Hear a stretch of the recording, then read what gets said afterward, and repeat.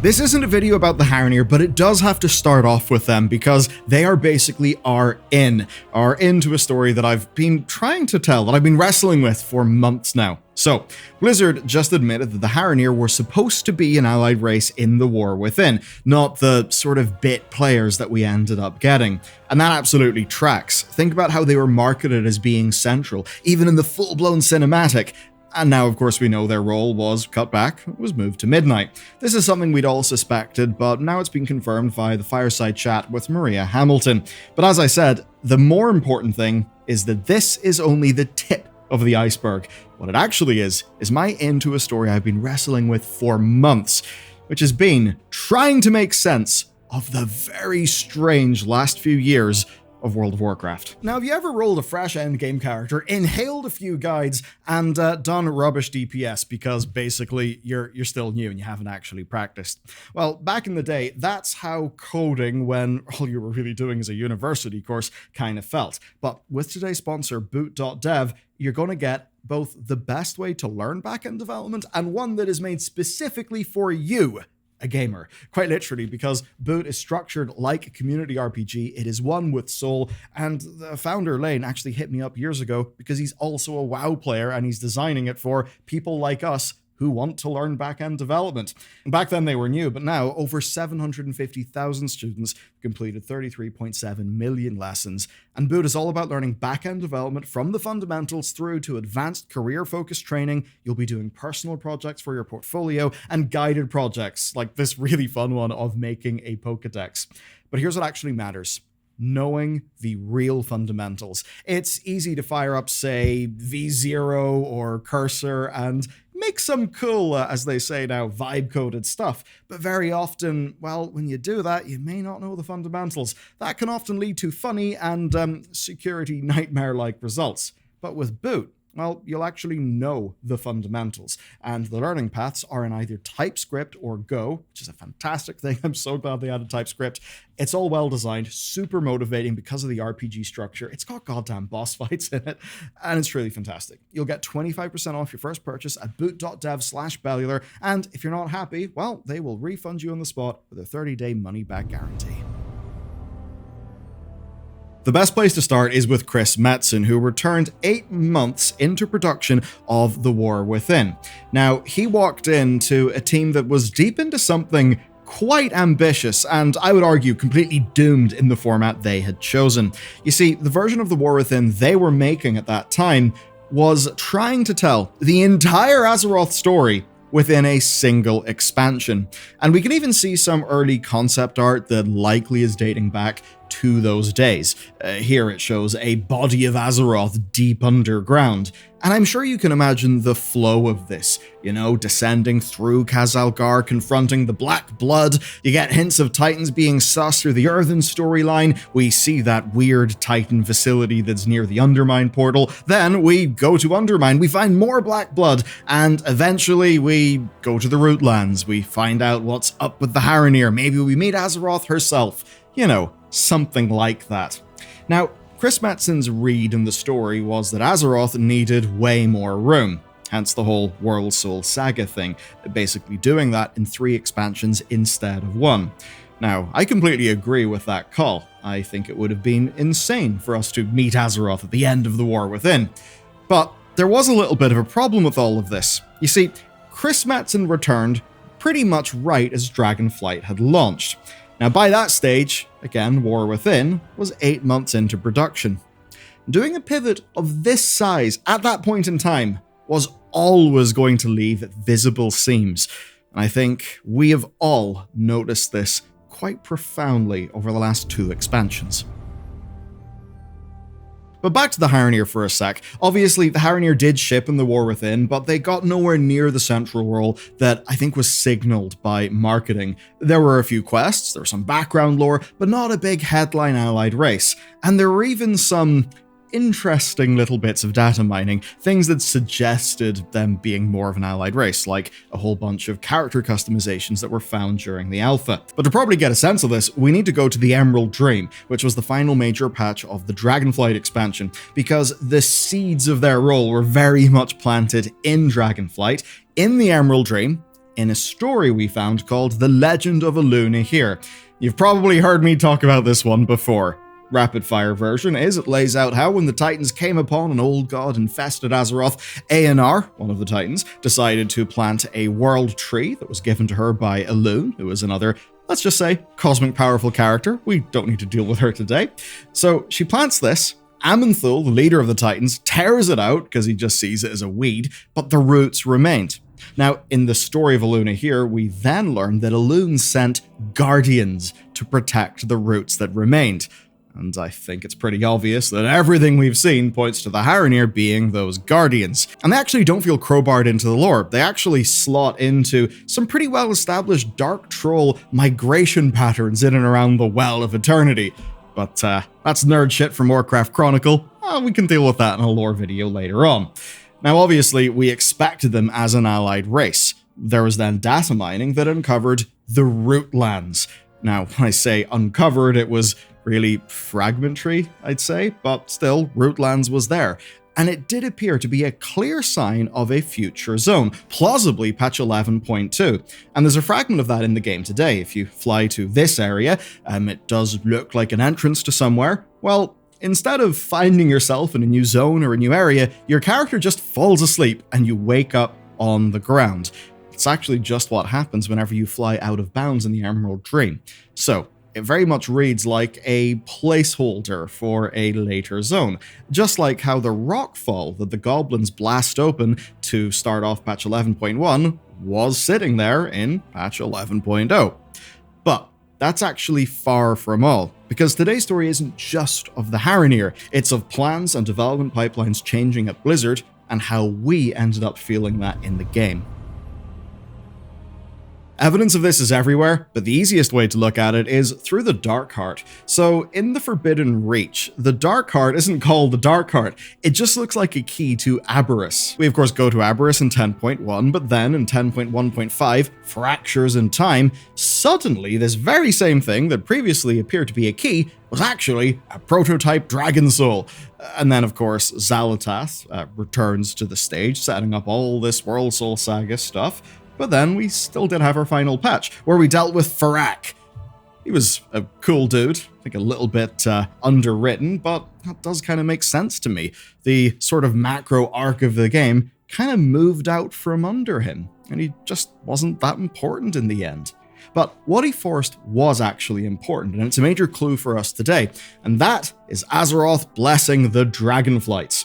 You see, a whole storyline through Dragonflight was, Titans a little bit sus, and the Dragonflights had given up their power, so that they get empowered by Azeroth herself at the end of the expansion is supposed to mean something. It's supposed to have big lore implications. Now, if you add to that the Legend of Eluna here, well, you can trace a straight line to the pre-World Soul Saga War Within. Think through the story this way. We set up all the Titan sus stuff with the Dragonflights, we go to the Emerald Dream, Azeroth blesses the dragons, and then, in our next expansion, we descend through Khazalgar, seeing the roots from the Legend of Eluna here. We then meet the guardians of said roots. We see all this black blood corruption. Then, in a goblin patch, we see the goblins make said corruption worse with all their weird black blood stuff, and then we assume Rootlands, or something like that. Of course, all while Khazalgar's earthen storylines are carrying forward the whole, Titans can be sus world building of Dragonflight. So you can see all that fitting, but thinking about the Undermine patch, you can actually see where it's almost as if the plans diverge, because we do work with Orwena to clean up a bunch of black blood. We do see a weird Titan facility. But then we reach Undermine, and instead of going fully into the black blood story, what happens? Ethereals happen. They dupe Xal'atath, and then we hard pivot the story to Koresh. Now, to us loreheads, the whole Haranir Blackblood stuff actually does still matter. We know that's not just thrown in the bin cut content, but I know that to many players, it feels like loads of plot threads that had been set up just didn't get paid off because we suddenly flew away to space. Take as an example this forum post. I'll read a quote. Having the Haranir as a new allied race just feels like a waste of an opportunity, to be honest. They had such a small part to play in the War Within, to suddenly having them all joining the ranks feels out of place. So you can see how the Haranir as an allied race in Midnight just doesn't make sense to that player, because to them, the Haranir are just small and unimportant, which obviously isn't really the case when you go through all the lore. But I can't blame a player for not really picking up on that, because as we'll see, there's been a lot of chaos swirling around these expansions. But you know what? If that chaos is the price that we had to pay, I'm actually quite happy to pay it, because I take what's going on right now over where I think we were going before Metzen returned. I mean, I'd take that deal any day of the week. When Chris Metzen burnt out in 2016 and retired, Warcraft lost a consistent guiding hand. He was pivotal in the franchise from the very, very early days. He basically managed franchise, story, lore development across all of Blizzard's big things, but the dude burnt out. He needed to retire. Now, shortly after that, we had Battle for Azeroth. It managed to rocket through long-anticipated lore, stuff that most of us thought would be a whole expansion. Things like Nazjatar, Ny'alotha, a faction war, all just blasted through in one expansion. But Blizzard did it so fast and so messily that it felt like junk food. And of course, a bunch of things foreshadowed in Legion really didn't seem to pay off, like the whole Sylvanas storyline seemingly having a massive change. Then, of course, we get Shadowlands. Enough said. And then there's Dragonflight, which was quite different. You see, with Dragonflight, Blizzard took on some painful feedback about the design of their game, and the actual game bit of World of Warcraft started trending in a much, much better direction. But the story and the setting kinda didn't. The plot still just spooled out in too many directions at once with Dragonflight, and a lot of people checked out of the story. Patches under-delivered narratively, and it often felt like you had multiple plans playing on top of each other. So, Metzen returns, and when he returns, it's 8 months into production of The War Within. Dragonflight has just came out. Now, when he returns, he finds that The War Within is scoped to go straight to Azeroth. Basically, it would pay off the whole Emerald Dream Patch Azeroth Blessing thing with, well, us going to the World Soul, it seems. So we know from his own statements that he then pushes to sequence all of those big lore reveals across a saga of expansions rather than do the whole Azeroth thing within one single expansion. That's a bold enough move, considering they were already in production of The War Within, but I think it was the right move. But of course, there was no version of this new direction where us players wouldn't notice, because loads of this stuff was either out and already in players' hands, or in production. And the Haranir are simply, I think, the clearest, most on-record example. Obviously, once you change the whole mandate mid-production, you've also got to change the machine that's going to be delivering that mandate. And that's the other side of today's video, because by all accounts, they truly changed how this game is made. The Warcraft dev team is over 500 people, and turning a ship that size takes time. And here's a little example of that. It's my February 2025 interview with Holly and Ian that sadly was lost to a corrupted media file. In that interview, they told me about the parallelized development process, how they were changing up their teams, but to make it concrete, they gave me a bit of an example. And it was just them saying that they were just out of planning meetings for patch 12.2. That, of course, would be the last patch of Midnight. Now, if my napkin maths is right, that patch would be due early 2027. Yet, there they were talking about it 2 years in advance. That just gives you a little bit of an idea of how there are so many things that are all parallelized and planned way into the future. Now, against that backdrop, what Maria Hamilton said during the fireside chat does kind of click into place. It makes sense that the Haranir were initially planned for the War Within as a full-blown allied race, but, couldn't fit. Obviously they couldn't fit. The whole plan for the War Within, the expansion they were basically designed for, changed, and that expansion would no longer be fully doing the Azeroth storyline.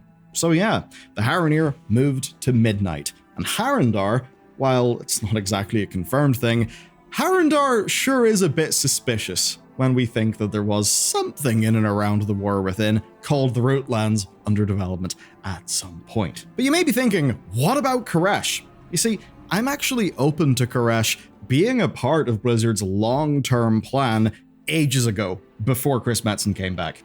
And I'm saying that because The ethereal hinting has been going on for quite some time, including the very beginning of that expansion. You may remember the shadow-scrolled coin. This popped up in her adventure journal right as Dragonflight launched, and that coin was a direct ethereal tease. It was one that also landed the same moment that the revamped Old Man quietly pointed us towards Kaz Algar via the lore books that we found within. But here's the oddity, right?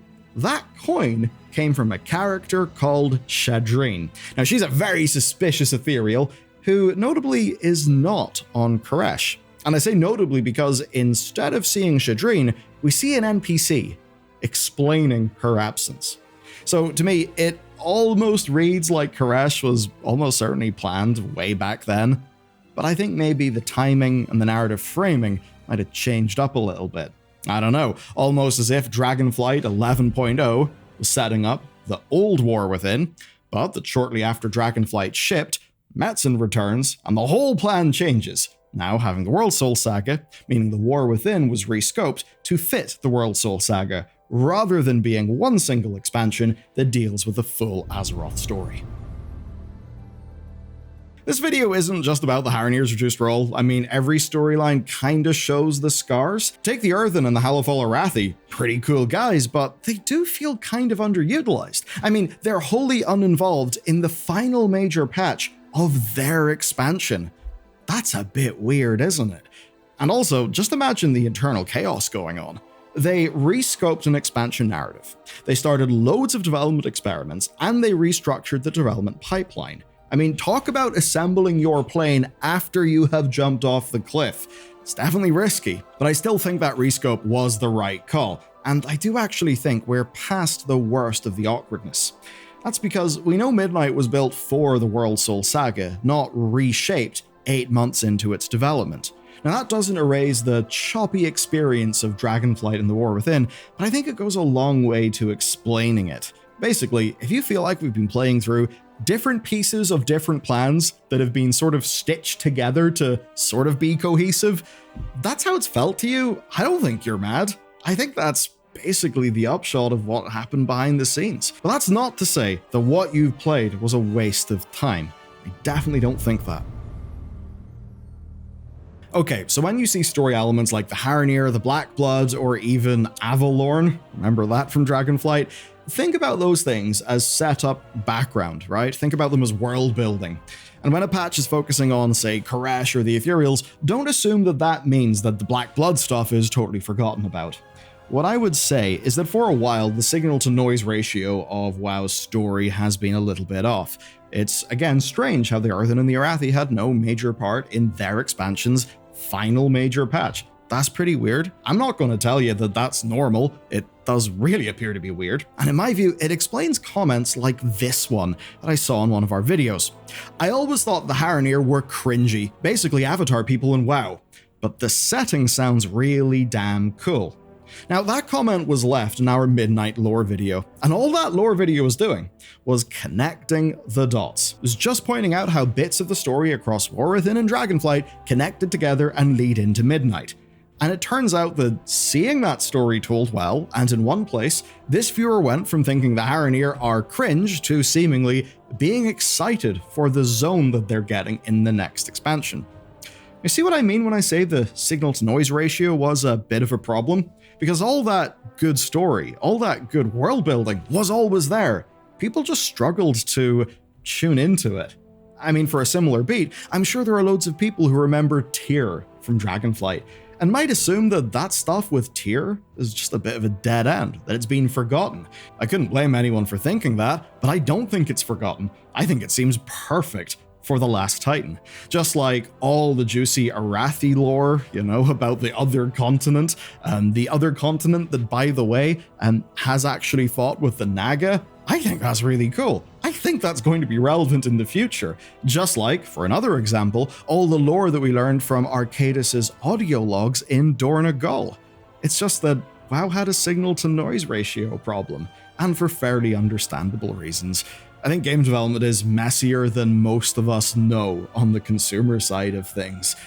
But that's not really our fault. It's not really our job to know. I mean, marketing sells you a dream, but the reality is the developers have just built whatever they could under whatever conditions they're in. And sometimes that just won't match the marketing. We kind of saw that in the Haranir. And that happens for more reasons than we can count, and probably many other reasons that we can't count. And sometimes, well, plans change. One person comes in with a new directorial role, and their vision for the future of the game kinda changes everything. Hello, Chris Metzen. Hello, World Soul Saga. And that means, to pay this video's title off, yes, the case of the Haranir does confirm what we all suspected, that things were cut and rearranged. The upshot is that players aren't crazy, that the story did actually feel a bit disjointed, and for mostly explainable reasons of content in flux and plans changing. And that has been modern World of Warcraft in a nutshell for the last few years. But been is the operative word there, because with Midnight, it is actually time to deliver.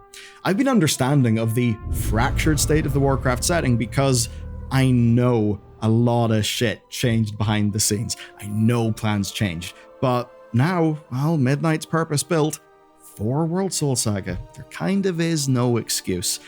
That is actually one of the reasons why I'm feeling pretty good about that expansion. And if you want to know how all the lore dots actually connect together and make sense for Midnight, good news! Made a video for you in that, you can watch it here next.